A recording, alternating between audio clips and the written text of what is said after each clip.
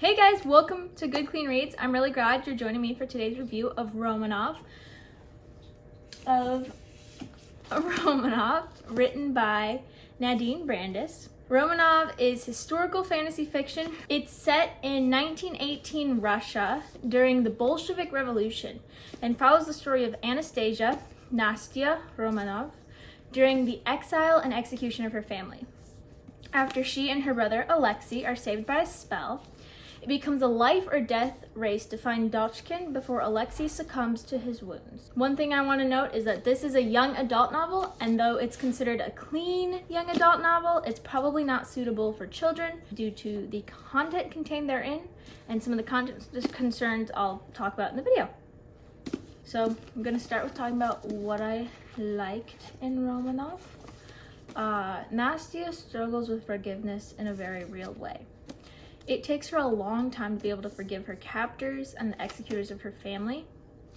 She wrestles with whether or not it would be right for her to use a spell that would erase her memories, because she knows it would allow her to kind of just continue living on without feeling the hurt, but also she wouldn't have to then forgive, and she'd be leaving others to try and have to fix the problem by themselves. She finally is able to, instead of using it on herself, use it on Yurovsky. I think that's how you say it, Yurovsky, their chief tormentor, by using it on him as an act of mercy. So I thought the way she struggled with forgiveness was kind of cool. Another thing I really liked is the bond of the Romanov family. I loved reading about how close they were and how much they just loved each other dearly.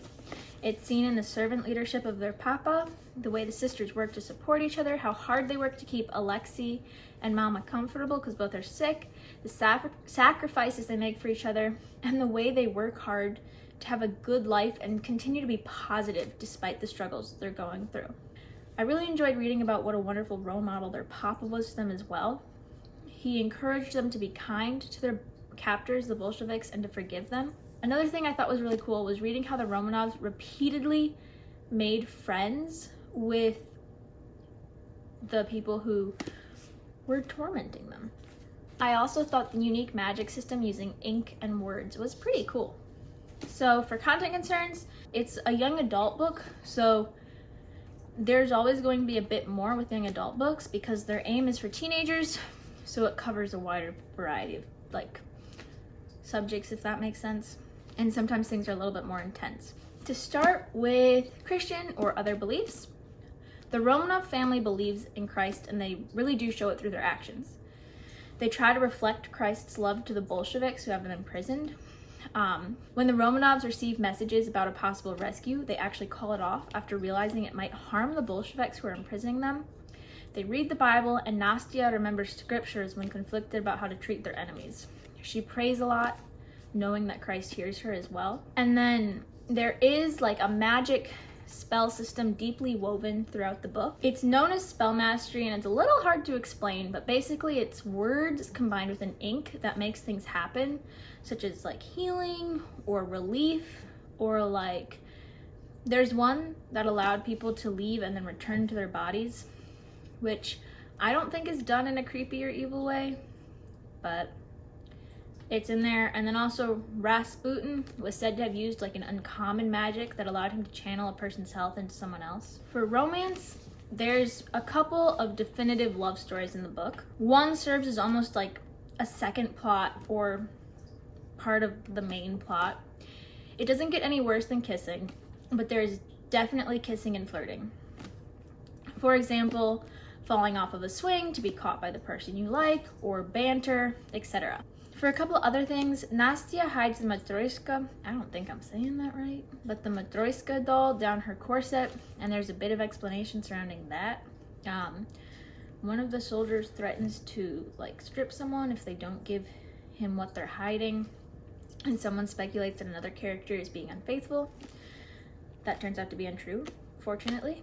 For violence, there's a fair bit of violence in the book, and some of it is actually rather intense, describing what's happening and the blood and the pain and the screaming. We get told that a lot of people are executed by the Bolsheviks, and there are a couple of like really intense scenes where like the family's executed, and then the climax where they're fighting Yarovsky.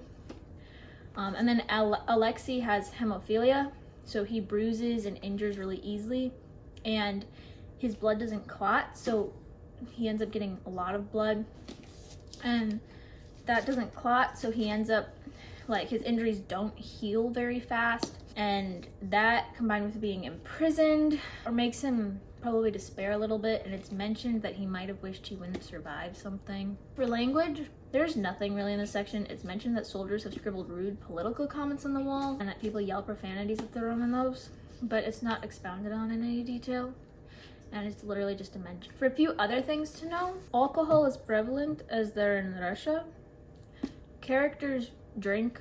The only character who actually gets drunk is Andy, but when he's in a scene, he's usually drunk or tipsy.